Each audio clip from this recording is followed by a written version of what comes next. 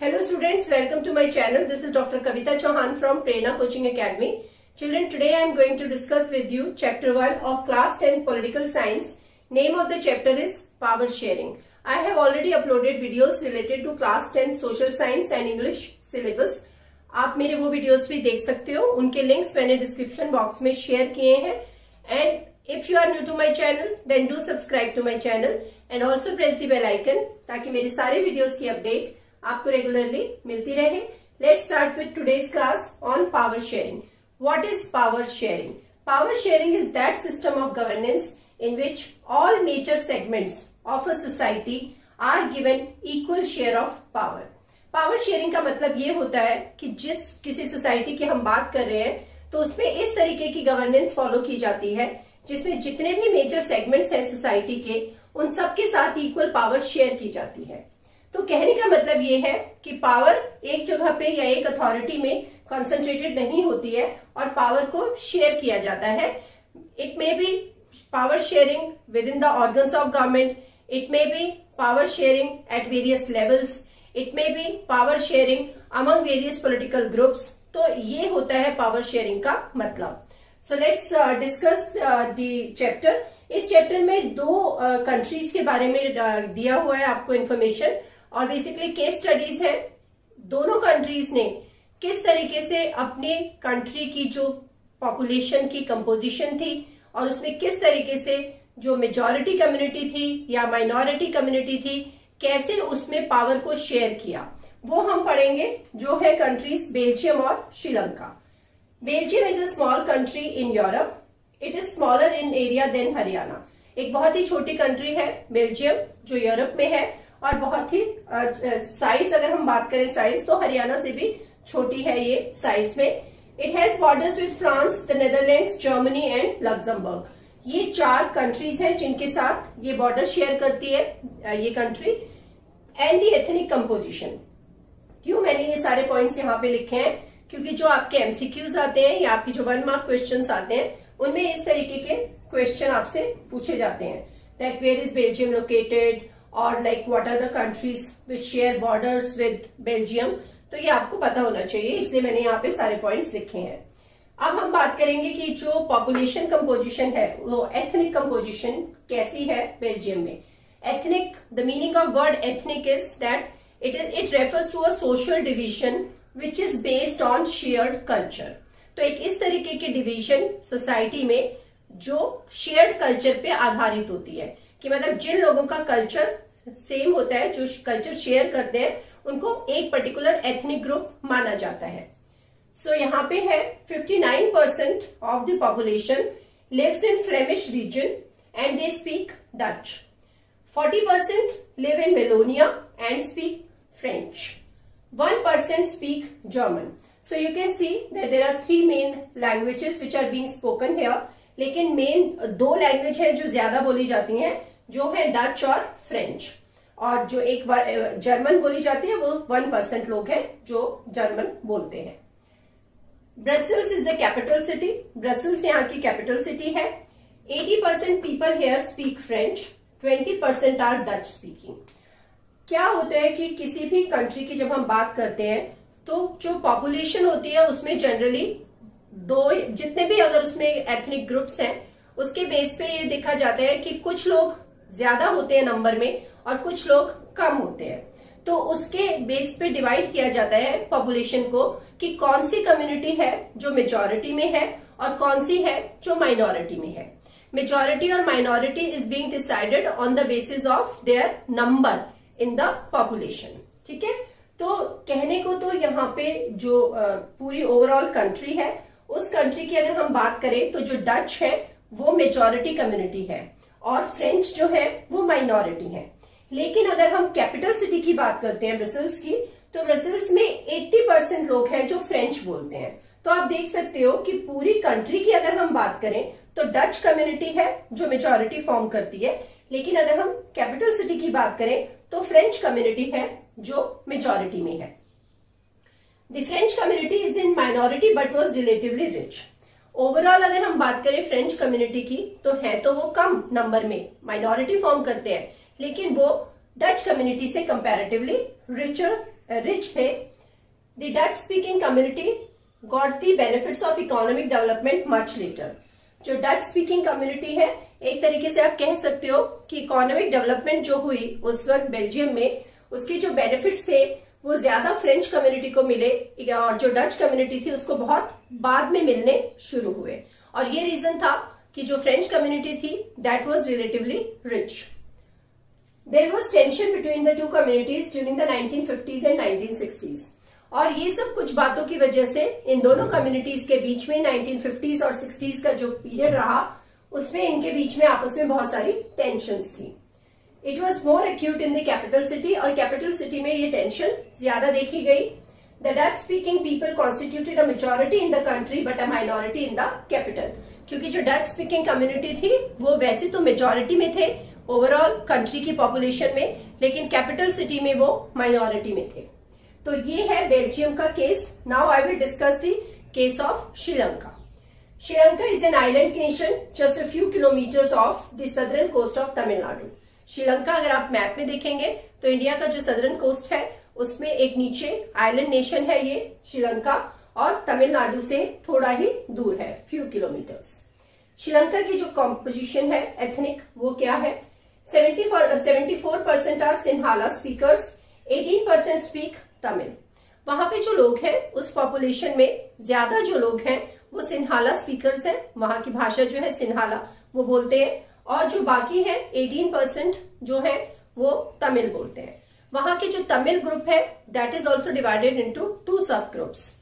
एक तो वो वाले तमिल्स जो वहीं के रहने वाले हैं, जो वहां के नेटिव हैं, और एक वो वाले तमिल्स जिनको इंडियन तमिल्स भी बोला जाता है, जो बहुत साल पहले, मतलब जो जब वहां पे प्लांटेशन सेटअप हुई थी तो तब यहाँ के हमारे जो तमिलनाडु के कुछ तमिल्स थे वो वहां चले गए थे एज प्लांटेशन वर्कर्स, और फिर वो वहीं बस गए, तो they are called as Indian Tamils. तो देर आर 2 सब ग्रुप्स, तमिल नेटिव्स बोला जाता है और जो दूसरे हैं इंडियन तमिल्स।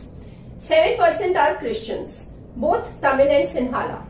वहां पे जो अगर हम रिलीजियस ग्रुप की भी बात करें तो रिलीजन भी डिवाइडेड हो गया कि एक तो सिन्हालास है जो जिनका जो रिलीजन है वो बुद्धिज्म है, फिर जो तमिल है, तमिल में दोनों है, हिंदूज भी हैं और मुस्लिम्स भी हैं, और कुछ जो है वो क्रिश्चियंस है, 7% है क्रिश्चियंस है जो तमिल भी है और सिन्हाला स्पीकर्स भी हैं।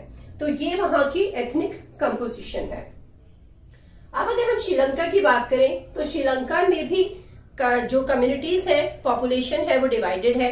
मेजॉरिटी कम्युनिटी है वहां पे सिन्हाला स्पीकर्स की और माइनॉरिटी कम्युनिटी है तमिल स्पीकर्स की। श्रीलंकन गवर्नमेंट हालांकि डेमोक्रेटिकली इलेक्टेड गवर्नमेंट रही, लेकिन फिर भी उन्होंने कुछ ऐसे कदम उठाए जिनकी वजह से उनकी कंट्री में काफी प्रॉब्लम्स सामने आई। The democratically elected government adopted measures to establish majoritarianism. Majoritarianism establish किया उन्होंने, बेसिकली कि जो मेजॉरिटी कम्युनिटी होती है it tends to dominate over the affairs of the state. तो उन्होंने ये कदम उठाए। An act was passed in 1956 to recognize Sinhala as official language.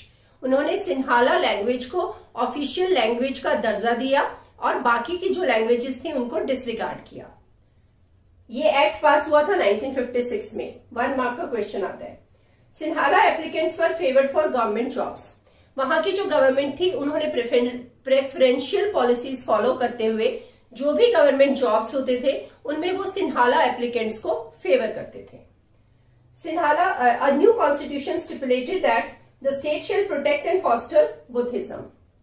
उन्होंने एक ये भी स्टेप लिया कि जिसमें उन्होंने बोला कि जो स्टेट है या जो गवर्नमेंट्स है वो वहां पे बुद्धिज्म को प्रमोट करेंगे और प्रोटेक्ट करेंगे। Buddhism is a religion followed by the majority of people there. So this kind of situation created lot of problems in Sri Lanka, क्योंकि उन्होंने यहाँ पे मेजॉरिटी कम्युनिटी को ज्यादा प्रेफरेंस दी और उन्होंने मेजॉरिटेरियनिज्म एस्टेब्लिश किया, और जो दूसरी कम्युनिटीज थी जो माइनॉरिटी में थे, जो नंबर कम था जिनका, जो तमिल्स थे, उनको उन्होंने डिसरिगार्ड किया, जिसकी वजह से जो तमिल्स थे उनके अंदर एक एलिनेशन की फीलिंग आने लगी। मतलब उनको एक वहां पे रहते हुए भी उनको ऐसा लगने लगा कि उनको बिल्कुल अलग थलग कर दिया गया था। So these measures increase the feeling of alienation among the Sri Lankan Tamils They felt that the constitution and the government policies denied them equal political rights. Tamils को ऐसी फीलिंग आई कि जो गवर्नमेंट की पॉलिसीज है और जो कॉन्स्टिट्यूशन है वो तमिल्स को इक्वल पॉलिटिकल राइट्स नहीं दे रहा था और जो सिन्हाला कम्युनिटी थी उसको फेवर किया जा रहा था. As a result, the relations between the two communities strained over time. और जिसकी वजह से इन दोनों कम्युनिटीज के बीच में जो रिलेशन था वो काफी खराब हुआ. लेकिन तमिल्स जो थे उन्होंने भी कुछ एक्शन लिया इससे related, because they also wanted to convey to the government what their demands were. So they formed their separate group which was known as LTTE, जिसको लिट्टे के नाम से जाना जाता था. It was a kind of militant group and they started, you can say they started opposing the government policies and they started protesting against this steps जो लिए थे श्रीलंकन गवर्नमेंट ने मेजॉरिटेरियनिज्म एस्टेब्लिश करने के लिए. इन सब बातों के खिलाफ उन्होंने प्रोटेस्ट करना शुरू कर दिया और इस तरीके की सिचुएशन पैदा हो गई गवर्नमेंट और श्रीलंकन तमिल्स के बीच में that it actually began to be called as civil war. Civil war की सिचुएशन वो सिचुएशन होती है जिसमें विद इन द कंट्री अगर कोई एक पर्टिकुलर सोशल ग्रुप सरकार के खिलाफ होता है और अगर सरकार और उस ग्रुप के बीच में ये जो कॉन्फ्लिक्ट हो जाता है, this kind of conflict is called as a civil war. So civil war happened in Sri Lanka which was really very painful for many of the people there. Many people got killed during this entire period of civil war, क्योंकि जो Sri Lankan government थी उन्होंने भी बहुत ज्यादा harsh steps उठाए Sri Lankan Tamils के खिलाफ, जो वॉर थी या जो कॉन्फ्लिक्ट था उसमें हिस्सा ले रहे थे. तो श्रीलंकन गवर्नमेंट ने जो मेजर्स उठाए उनको रिप्रेस करने के लिए, उसकी वजह से वहां पे काफी नुकसान फेस किया इस कम्युनिटी ने. तो ये सिचुएशन हुई श्रीलंका में. अब हम ये देखेंगे कि श्रीलंका ने तो ऐसे स्टेप्स उठाए जिनकी वजह से तमिल्स जो थे उन्होंने एलिनेटेड फील किया और उन्होंने श्रीलंका में वहां के लोगों ने सिविल वॉर फेस किया, जिसकी वजह से सब कुछ डिस्टरप्ट हो गया और काफी वायलेंस हो गई. लेकिन बेल्जियम की भी पॉपुलेशन में इसी तरीके की कंपोजिशन थी कि एक कम्युनिटी मेजॉरिटी में थी और एक माइनॉरिटी में थी. अब बेल्जियम गवर्नमेंट ने ये जो प्रॉब्लम्स थी इनको कैसे हैंडल किया, अब हम वो कंपेयर करेंगे. So let us discuss that now. Now we will see what measures or what steps were taken by the governments in Belgium to accommodate different social groups. They recognized the existence of regional differences. उन्होंने इस बात को recognize किया, इसको माना कि society में ये differences थे, ये exist कर रहे थे. Between 1970 and 1993, they amended their constitution 4 times to work out an arrangement that would enable everyone to live together. उन्होंने अपने कॉन्स्टिट्यूशन को 4 बार अमेंड किया ताकि वो कॉन्स्टिट्यूशन में इस तरीके के प्रोविजंस इंक्लूड कर सकें जिससे सारी की सारी जो कम्युनिटीज थी, डिफरेंट कम्युनिटीज, वो आपस में मिलजुल के रह सकें. The constitution prescribe that the number of Dutch and French speaking ministers shall be equal in the central government. उन्होंने एक ये स्टेप इंक्लूड किया या एक प्रोविजन इंक्लूड किया कि जो उनकी सेंट्रल गवर्नमेंट थी उस सेंट्रल गवर्नमेंट में जो मिनिस्टर्स थे उन मिनिस्टर्स में दोनों कम्युनिटीज के इक्वल मेंबर्स थे या इक्वल मिनिस्टर्स थे, डच स्पीकिंग के भी और फ्रेंच स्पीकिंग के भी. जितने डच मिनिस्टर्स थे उतने ही फ्रेंच मिनिस्टर्स थे. Many powers of central government were given to state governments of the 2 regions of the country. बहुत सारी पावर्स जो थी वो पास ऑन की गई स्टेट गवर्नमेंट्स को जो पहले सेंट्रल गवर्नमेंट के पास होती थी. तो अब जो रीजनल लेवल की गवर्नमेंट्स थी उनको भी उस पावर में शेयर दिया गया. Brussels has a separate government in which both communities have equal representation. हमने अभी ब्रसेल्स की बात की थी कि वो कैपिटल सिटी है और वहां पे फ्रेंच कम्युनिटी थी जो मेजॉरिटी में थी. तो ब्रसेल्स में उन्होंने एक सेपरेट गवर्नमेंट बनाई और जिस गवर्नमेंट में दोनों कम्युनिटीज के इक्वल रिप्रेजेंटेशन रखी. There is a third kind of government and this community government is elected by people belonging to one language community no matter where they live. उन्होंने यहाँ पे एक और extra level of government include किया जिसको community government के नाम से जाना गया. और इस गवर्नमेंट को कौन लोग इलेक्ट करते थे? इसको ये जो डिफरेंट इनके यहाँ पे 3 कम्युनिटीज थी, उन कम्युनिटीज के जो लोग थे वो अपनी अपनी कम्युनिटी के लिए एक गवर्नमेंट इंक्लूड करते थे, इलेक्ट करते थे. This was called as the community government. So you can see that the measures taken by the Belgium government, all these measures tried to provide equal share to all 3 communities in the government. और जिसकी वजह से आप ये कह सकते हो कि बेल्जियम में उसके बाद कभी भी कोई कॉन्फ्लिक्ट नहीं हुआ. और जो हमने देखा श्रीलंका के केस में कि कैसे श्रीलंकन गवर्नमेंट ने मेजोरिटेरियनिज्म स्टैब्लिश किया, एक कम्युनिटी को ज्यादा प्रेफरेंस दी, दूसरी कम्युनिटी को डिसरिगार्ड किया, तो वहां पे उनकी जो कंट्री है वहां पे सिविल वॉर फेस की गई. जबकि बेल्जियम में ऐसा कुछ नहीं हुआ क्योंकि उन्होंने अपने कॉन्स्टिट्यूशन को इस तरीके से अमेंड किया ताकि सब लोग मिलके रह सकें. तो ये आपको क्लियरली पता होना चाहिए. Now second important aspect which I will talk about is why is power sharing desirable. Power sharing की जरूरत क्यों है? There are 2 sets of reasons given in your book. One is called as prudential reason and the other set of reasons is called as moral reasons. Power sharing is good because it helps to reduce the possibility of conflict between social groups. इसलिए जरूरी है power sharing क्योंकि अगर power को share किया जाता है तो जो डिफरेंट कम्युनिटीज होती हैं वो आपस में कॉन्फ्लिक्ट में नहीं पड़ती हैं. मतलब ग्रुप्स के बीच में झगड़ा नहीं होता. ऐसा नहीं होता कि एक के पास ज्यादा पावर है और एक के पास कम पावर है तो आपस में कॉन्फ्लिक्ट हो. सो इसलिए पावर शेयरिंग जरूरी है ताकि जो सोशल कॉन्फ्लिक्ट है वो ना हो डिफरेंट सोशल ग्रुप्स के बीच में. Power sharing is a good way to ensure the stability of political order.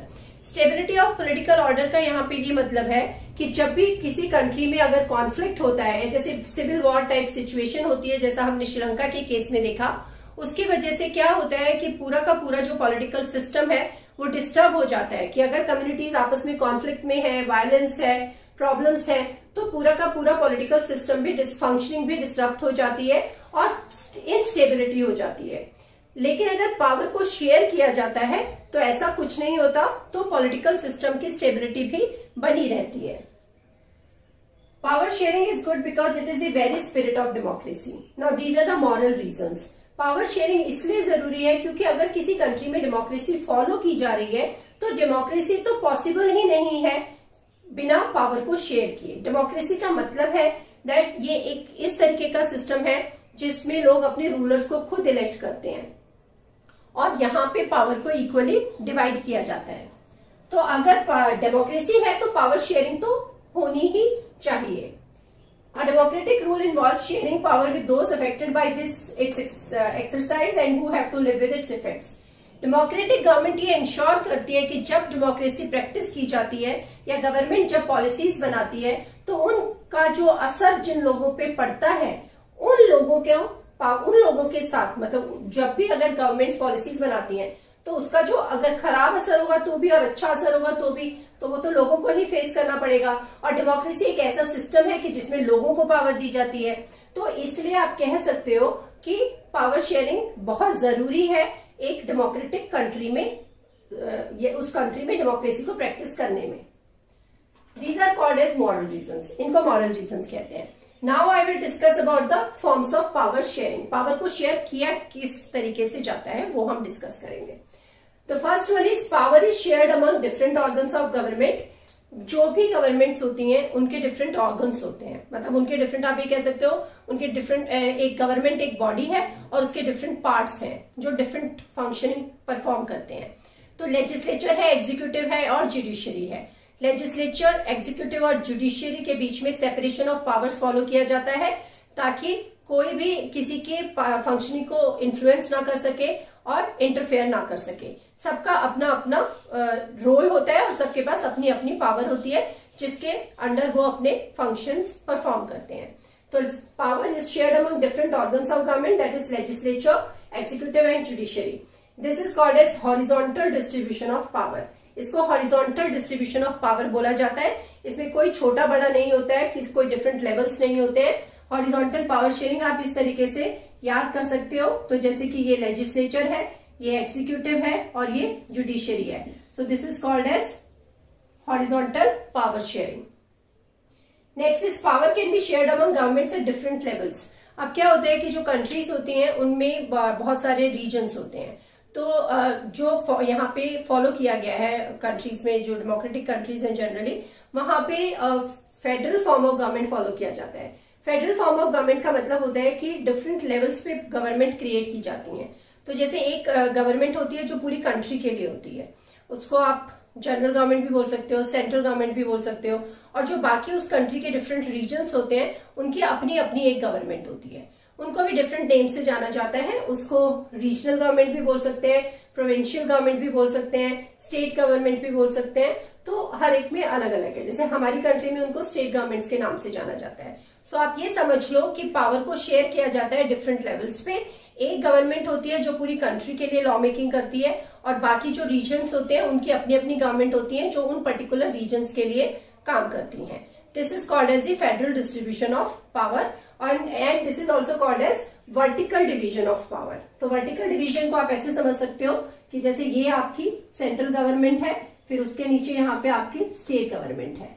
तो जनरली तो दो ही लेवल होते हैं, लेकिन जैसे हमने अभी डिस्कस किया बेल्जियम के बारे में कि वहां पे थर्ड लेवल ऑफ गवर्नमेंट भी है, कम्युनिटी गवर्नमेंट जिसको बोलते हैं। और अगर हम इंडिया की बात करें तो इंडिया में भी there are 3 levels of government which are being followed. एक सेंट्रल लेवल पे गवर्नमेंट होती है, एक स्टेट लेवल पे गवर्नमेंट होती है, और एक लोकल लेवल पे गवर्नमेंट होती है, जिनको रूरल लेवल पे और अर्बन लेवल पे क्रिएट किया जाता है। तो ये हो गया आपका power can be shared among governments at different levels. Next is power shared among different social groups.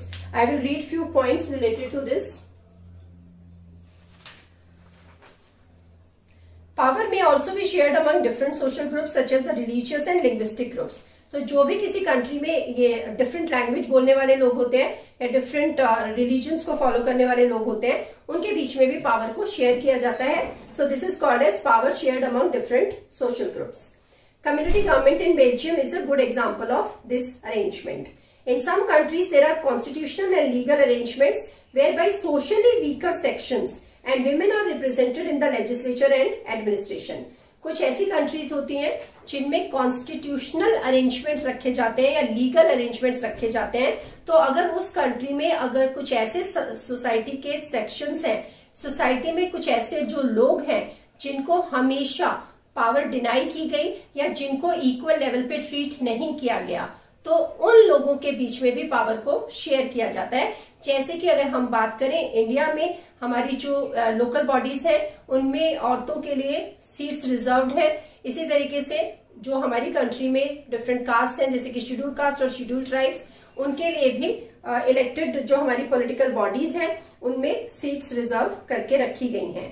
This type of arrangement is meant to give space in the government and administration to diverse social group who otherwise would feel alienated from the government. ऐसा इसलिए किया गया है ताकि ये जो socially disadvantage sections थे, जिनको समाज में रहते हुए एडवांटेजेस नहीं मिली थी, उनको गवर्नमेंट का पार्ट बनके और उनको पावर मिले ताकि वो अपने आप को इक्वल समझ सके और इक्वल ट्रीटमेंट उनको मिल सके. Next is power shared among political parties, pressure groups and movements. Power sharing arrangements can also be seen in the way political parties, pressure groups and movements control or influence those in power. In a democracy, the citizens must have freedom to choose among various contenders for power. In contemporary democracies, this takes the form of competition among different parties. होता क्या है कि कोई भी जो political system होता है, जैसे जहां पे इलेक्शंस होते हैं तो वहां पे पॉलिटिकल पार्टीज होती हैं. ये जो पॉलिटिकल पार्टीज होती हैं ये इलेक्शन कंटेस्ट करती हैं. इलेक्शन कंटेस्ट करके जो मेजॉरिटी में आती है पार्टी वो सरकार बनाती है, और जो दूसरी पार्टीज होती हैं they form opposition. So this is how power is shared among different political parties. इसके साथ साथ कुछ ऐसे ग्रुप्स होते हैं सोसाइटी में which are not part of government but they put pressure on the government to get their demands accepted.